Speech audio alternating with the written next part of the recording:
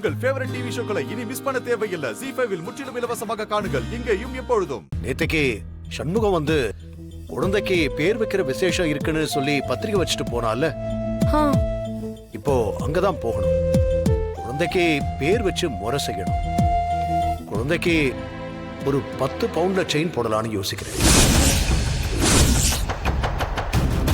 பார்வதி, போய் ஒரு 8 லட்சம் ரூபாய் எடுத்துட்டு.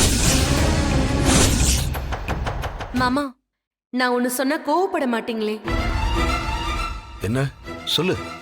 இல்ல, இந்த சண்முகம் நமக்கு சொந்தக்காரன் கூட இல்ல.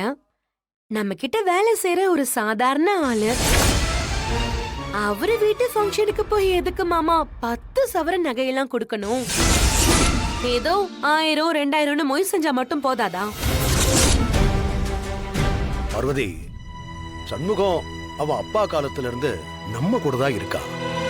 அவங்க குடும்பம் நமக்கு ரொம்ப விசுவாசமா இருக்கிறவங்க, நமக்காக உழைக்கிறாங்க.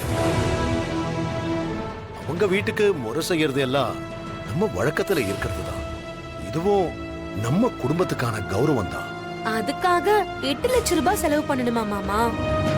அவன் செய்யற வேலைக்கு தான் நம்ம மாசம் மாசம் சம்பளம் கொடுக்கறோம்ல, அது போதாதா? எதுக்கு வீண் செலவு பண்ணிக்கிட்டு?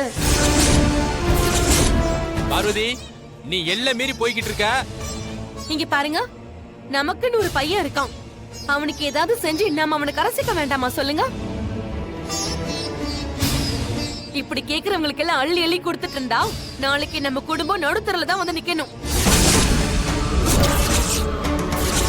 அதுக்கு மேல உங்க இஷ்டம்.